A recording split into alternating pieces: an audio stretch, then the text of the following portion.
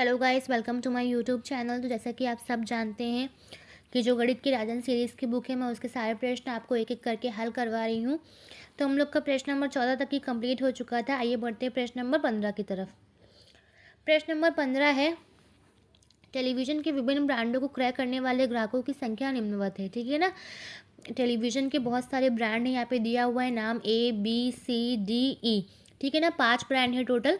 ठीक, और ग्राहकों की यहाँ पे संख्या नीचे दी हुई है कि 40 ग्राहकों ने ए ब्रांड को खरीदा, 20 ग्राहकों ने बी ब्रांड को खरीदा, 15 ग्राहकों ने सी ब्रांड को खरीदा।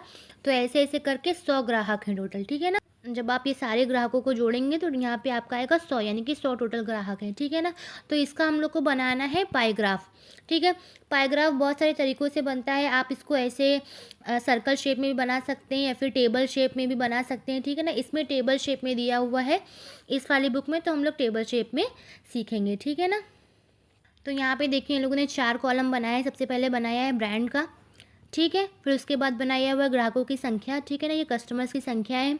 ये इन लोगों ने एक करे कॉलम बनाया हुआ है परसेंटेज का, क्योंकि परसेंटेज मालूम होगा तो उसी हिसाब से हम लोग टेबल को बनाएंगे। ठीक है ना। तो देखिए, पूरी टेबल इन लोगों ने बनाई हुई है। फिर उसके बाद इन लोगों ने अंतरित कोण भी बनाया है। ठीक है ना, कि कौन सा ग्राहक कितने डिग्री का कोण मतलब बना रहा है। ठीक है ना। तो यहाँ पे देखिए ABCDE करके 5 ब्रांडों का नाम लिखा हुआ है। यहाँ पे ये देखिए ग्राहकों की संख्या लिखी हुई है।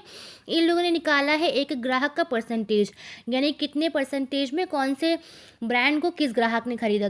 तो यहाँ पे देखिए, इन लोगों ने सबसे पहले यहाँ पे निकाला है कि 40 ग्राहकों ने कितने परसेंटेज पूरे ब्रांड के खरीदे। ठीक है ना, यानी कि अगर 100 ग्राहक थे और ब्रांड थे हम लोग के पास, तो कितने परसेंटेज मतलब 100 का कितना परसेंटेज 40 ग्राहकों ने खरीदा। ठीक है ना। तो यहाँ पे देखिए परसेंटेज निकालना बहुत ही आसान है। हम लोग पहले भी सीख चुके हैं ये चीज़ कि परसेंटेज कैसे निकालते हैं।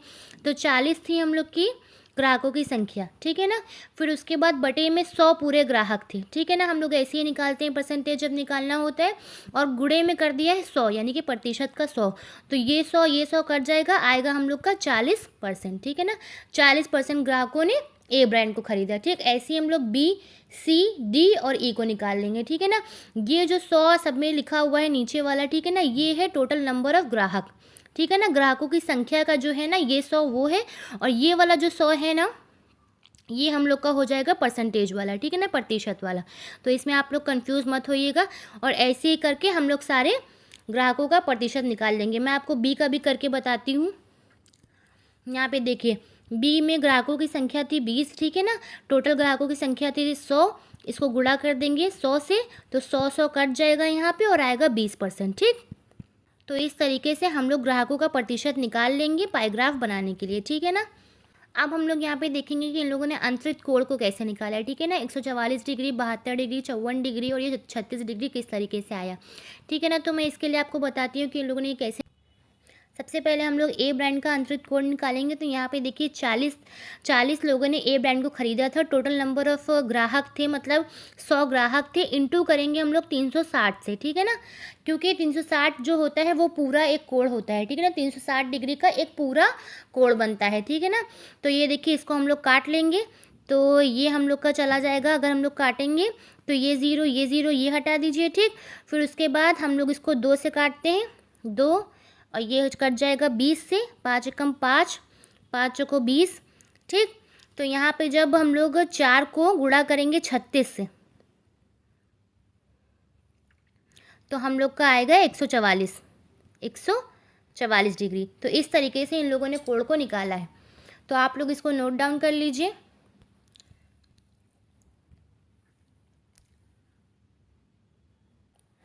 तो यहाँ पे देखिए नोट करके लिखा हुआ है, पाई चार्ट बनेगा कंप्यूटर के MS वर्ड सॉफ्टवेयर से। ठीक है ना, इन लोगों ने बोला है कि यहाँ पे जो पाई चार्ट बनेगा वो कंप्यूटर से। तो मैं आपको एक रफ तरीके से बता रही हूँ कि कैसे बनता है पाई चार्ट। बाकी ये टेबल वाइज भी आप बना सकते हैं, ये क्योंकि इस किताब में ऐसे ही दिया हुआ है तो ये बिल्कुल सही है। ठीक है ना, मैं आपको सिर्फ बता रही हूँ कि यहाँ ऐसे करके पाई चार्ट बनता है। ठीक है, तो यहाँ पे देखिए ये है हम लोग का पाई चार्ट, इसको ही पाई चार्ट बोलते हैं। ये क्या है हम लोग का पाई चार्ट। ठीक है ना, ऐसे करके पाई चार्ट बनाते हैं। ठीक, इसमें जिसका डेटा सबसे ज़्यादा रहता है उस हिसाब से हम लोग इसको पूरा विभाजित कर देते हैं। ठीक है ना, जैसा कि आप लोग को देखने से पता चल रहा होगा, ये है हम लोग का ए ब्रांड का। ठीक है ना, इन्होंने 144 डिग्री का कोण बनाया था। ठीक, ये है हम लोग का बी ब्रांड का, ये हो गया हम लोग का 72 डिग्री का कोण। फिर उसके बाद जो सी और डी, इन लोगों ने 54 डिग्री का कोण बनाया था, 54 डिग्री का। और जो ई था हम लोग का ब्रांड, उसने बनाया था यहाँ पे 36 डिग्री का कोण। तो इस तरीके से हम लोग का पाई चार्ट बनता है, ठीक है ना। तो आप लोग इसको भी आप देख सकते हैं कि इस तरीके से पाई चार्ट आपका बनता है, ठीक है। फिर उसके बाद हम लोग देखते हैं, यहाँ पे देखिए ये पूरा प्रश्न हल हो चुका है, ठीक है ना। मैंने आपको बता दिया है कि प्रतिशत कैसे निकालते हैं, अंतरित कोण कैसे निकालते हैं। अगर आपको नहीं समझ में आए तो आप एक बार कमेंट करके मुझसे वापस से पूछ सकते हैं, ठीक है। अब प्रश्न नंबर जो 16 है मैं वो आपको नेक्स्ट वीडियो में बताऊंगी। Thank you so much for watching this video. और अगर आपको मेरी वीडियो अच्छी लग रही हो तो do subscribe the channel. Thank you so much.